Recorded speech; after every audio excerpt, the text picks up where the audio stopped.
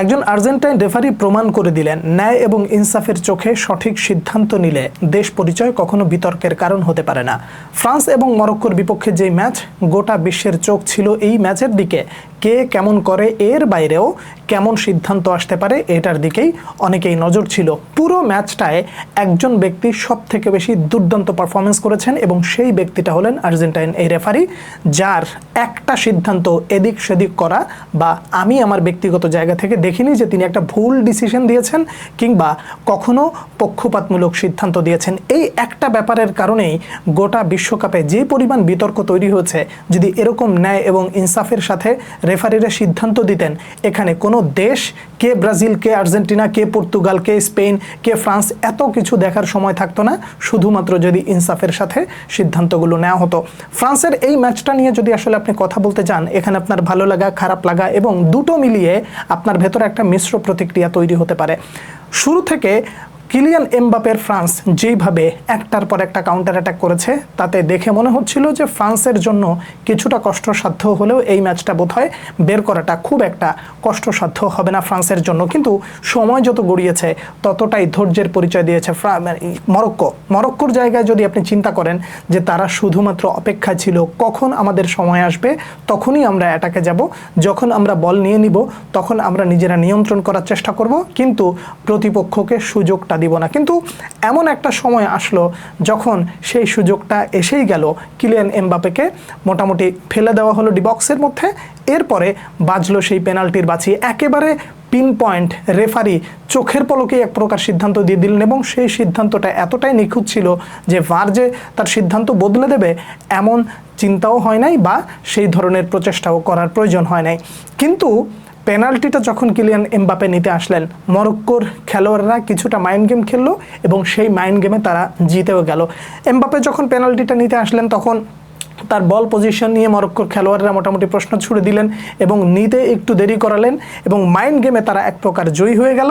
Kylian এমবাপের উপরে আশরাফুল বল করলো এবং সেই আশরাফুল মোটামুটি পেনাল্টিটা মিস করে দিল।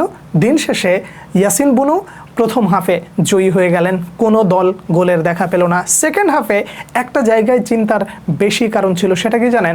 ফ্রান্স আসলে কিভাবে তাদের প্ল্যানিংটা চেঞ্জ করে এবং এই মরক্কোকে কিভাবে বিট করতে পারে।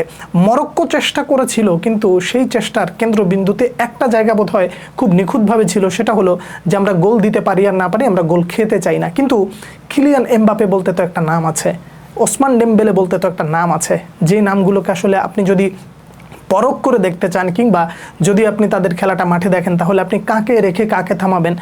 এই দুইজনের মাঝখান দিয়ে দুজনেই গোল করেছেন বলে রাখি, কিলিয়ান এমবাপেও গোল করেছেন, কি মানে একই সাথে আপনার গোল করেছেন ওসমান ডেমবেলে। কিন্তু এই দুটো নামের সাথে একটা নাম সব থেকে বেশি ইমপ্রেসিভ, সেই নামটাকে জানেন? অলিজে। এই লোকটার যখন খেলে, তিনি ডিবক্সের বাইরে দিয়ে যখন প্রেস করে, ঠিক সেই সময় প্রতিপক্ষের জন্য ডিসাইড করা কষ্টকর হয়ে যায় কাকে রেখে কাকে সামলাবো। যখন ও অ্যাটাকিং মিডফিল্ড থেকে সামনের দিকে একটু প্রেস করতে যায়, ঠিক ওই সময় তিনটা জোন একেবারে টোটালি ফাঁকা হয়ে যায়। কিভাবে ফাঁকা হয়? এক পাশে দেখেন ওসমান ডেমবেলে, মাঝখানে ফ্রি রোলে খেলতেছে হচ্ছে কিলিয়ান এমবাপে, আবার অন্যদিকে আছে ডিজায়ার ডুয়ে। তো এই তিনজন খেলোয়াড় যখন একসাথে প্রেসের চারপাশ দিয়ে ঢোকার চেষ্টা করে, তখন প্রতিপক্ষের জন্য আসলেই কঠিন হয়ে যায় যে আসলে কাকে রেখে কাকে সামলাবো। ঠিক এই জায়গাটাই মোটামুটি ফ্রান্স সব থেকে বেশি এগিয়ে আছে পুরো থ্রু আউট দ্য টুর্নামেন্ট। আবার যখন মরক্কোর ভেতরে ঢোকে, মরক্কোর ডিবক্সের আশপাশ দিয়ে যখন তারা ঢুকে যায়, ঠিক তখনই বোঝা যায় যে এই দলটার বা ফ্রান্সের শক্তিমত্তা বা অ্যাটাকিং লাইন, ফরওয়ার্ড লাইনটা আসলে কতটাই পরিপক্ক এবং তারা কিভাবে সব কিছু সব পরিস্থিতি সামাল দিতে পারে। কিলিয়ান এমবাপে গোল পেলেন এবং রেকর্ডও গড়লেন। রেকর্ড কি গড়লেন? ফ্রান্সের ইতিহাসের সেরা খেলোয়াড় হয়ে গেলেন এক প্রকার। তার কারণ যে ওয়ার্ল্ড কাপের হিস্ট্রিতে তার মতন এরকম অর্জন বোধ হয় আর অন্য কোনো খেলোয়াড়ের নাই, আমি যদি ভুল না করি। এরপরে যখন কিলিয়ান এমবাপে গোল করলেন, নিজের কাঁধের উপর থেকে দায়িত্বটা সরালেন এবং পরে আবার একটা গোল করালেন। ম্যাচ তো মোটামুটি শেষ হলো, কিন্তু ঠিক তখনই আসলো সেই মাহেন্দ্রক্ষণ, এখন বন্ধু এতক্ষণ তুমি ছিলে আমার প্রতিপক্ষ, কিন্তু এখন তোমার জন্য লাগছে খারাপ। কেননা কিলিয়ান এমবাপে ম্যাচের শুরুতে একটা কথা বলেছিলেন যে আশরাফ হাকিমি আমার অনেক বন্ধু, কাছের বন্ধু, কিন্তু মাঠে 90 মিনিট আসলে আমরা বন্ধু নই, আমরা প্রতিপক্ষ, আমরা জিততে এসেছি, সেও জিততে এসেছে, আমিও জিততে এসেছি, কিন্তু ম্যাচ শেষে আমি যদি জিতে যাই তাহলে তাকে দেখতে আমার কিছুটা খারাপ লাগবে। সেটাই হলো, কিলিয়ান এমবাপে ম্যাচ শেষে ছুটে আসলেন, হাকিমিকে জড়িয়ে ধরলেন এবং বন্ধুদেরকে বললেন যে তোমরা আসলে জিতে গেছো, হয়তোবা টুর্নামেন্টের ফরম্যাট অনুযায়ী তোমরা বিদায় নিচ্ছ। কেন এই জিতে যাওয়ার গল্পটা একটু চিন্তা করে দেখেন। মরক্কোর মতন একটা দল গোটা বিশ্ব মিডিয়ায় খুব বেশি একটা আলোচনায় নেই, খুব বেশি একটা হাইপেও নেই, কিন্তু তাদের যেই ফুটবলটা, তাদের মানে ফুটবলের যে নিশটা, সেটা আসলে এক প্রকার একটা ধারাবাহিকের বার্তা দেয়। গত ওয়ার্ল্ড কাপের কথা বলেন, এই ওয়ার্ল্ড কাপের কথা বলেন, জাস্ট ফ্রান্সের নামটা ব্যতীত অন্য যে কোনো একটা দল যদি আসতো তাহলে তারা বোধহয় আরও বেশি ফাইট করতে পারতো এবং আরও কিছু দেখাতে পারতো। এই যে ধারাবাহিক পারফরমেন্স, এইটার দ্বারাই বোঝা যায় যে মরক্কোর ফুটবল মানে অবকাঠামোটা কতটা সুন্দর এবং তারা আসলে বিশ্ব ফুটবলে কতটা ডমিনেট করতে পারে। আশরাফ হাকিমি টুর্নামেন্টের শুরুতেই বলেছিল যে আমরা মরক্কো হচ্ছে আফ্রিকান ব্রাজিল, কথাটা আসলে মোটেও তিনি ভুল বলেন না এবং সেটা তারা প্রমাণ করে গেছে।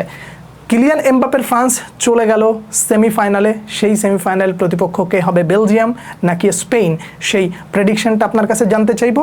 এছাড়া মরক্কো এবং ফ্রান্সের এই ম্যাচটা যদি আপনি দেখে থাকেন, কোন কোন জায়গাগুলো ভালো লেগেছে, এছাড়া রেফারির এই দুর্দান্ত পারফরমেন্স নিয়ে আপনার যদি কোনো মতামত থাকে নিশ্চয়ই জানাবেন। পরবর্তী ভিডিওতে দেখা হচ্ছে আবারও, সে পর্যন্ত অনেক অনেক ভালো থাকবেন। আল্লাহ হাফেজ।